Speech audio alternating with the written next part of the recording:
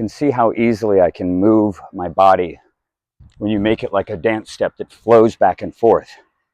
It's like you're just playing with your center of mass and feeling like you never have to turn away, ever. I mentioned this before, that the arm is a necessary part of this. In fact, both of them are, pretty much. When I'm balancing like that, I'm thinking swing them both forward at the same time. It's like a little flick of the wrists as I move down the line. And it gets tricky when you add the disc to it. It gets complicated when you start to deal with the inertial mass of this heavy-ass object, because you have to swing that heavy-ass object down the line out to a perfectly straight release point to make sure that you're harnessing all the lateral energy that you create. Because if you don't laterally stride the whole time in your biomechanics, if you start to get backwards on your back foot a little bit, you start striding like this. And you can't throw down the line with your body braced this way. You have to throw it that way. So you start tugging the disc in a big angle that gets more and more and more acute over time. And yeah, that's right. More acute over time, where you're tugging the whole thing around your body and it starts to look like rounding. So you have to stay perfectly sideways.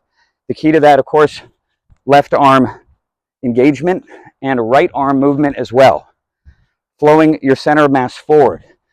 And you can practice it first with bare hands and then pick up a disc and practice moving it the same way so that you never feel like you have to turn around with a disc in your hand. It's hard not to, honestly. I feel a need to look away right at the tail end of this. Right there is where I do it, actually. And when I'm throwing without the disc, I don't feel that. That's where I feel I need to turn away when I'm throwing without a disc. It feels so forward. Forward, forward, forward.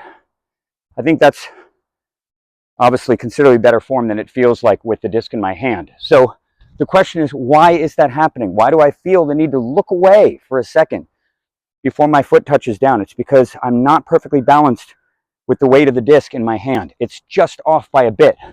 And until I can really bomb this thing, I'm certain of it, I have to keep it perfectly level and balanced so that it feels like my regular form with no disc, the dry form. I'll go real slow. It looks so insane. It's so good that I can do it in super slow motion.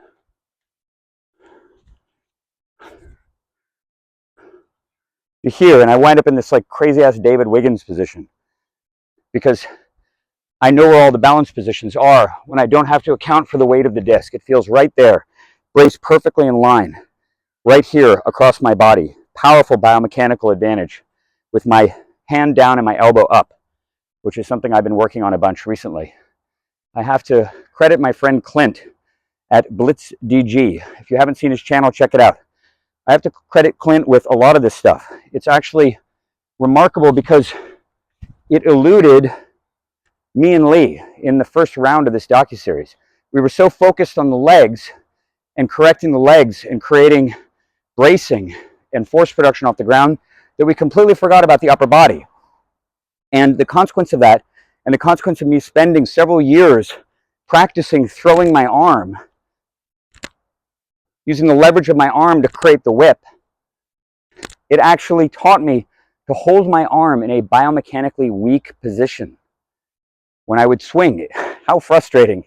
So I would notice when I was throwing into the net, my arm would be in this weird spot.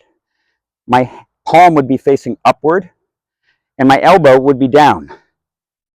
And I'd be in this weird position with my hand above my elbow, with my elbow down.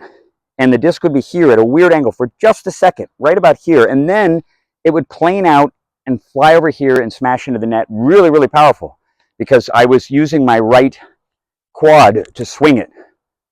That other big sign, a big part of force production. In fact, the only kind of focus of force production that I had in my biomechanics really at the time. My arm was super slack and passive until I felt heaviness here, and I was slamming the disc fast right here and making it go really quick, but I was losing all of this because I did not have a biomechanical advantage over the disc. I was weak there, in a weird, weak position that I would use to protect my arm during all of those dry throws, because if I had my arm in the correct position, to be powerful and I swung it as hard as I could using my good brace, I'd mess my elbow up. I'd probably cause permanent damage to my elbow really quickly by doing that. I wouldn't be able to throw it full power. So the only way for me to actually swing the disc hard was to throw it like that. And that's not actually how the throw looks. It looks like that. It's very subtle, but it's a huge difference. Anyway, I wanted to impart that little story to you guys. And another one coming up. Thank you for watching.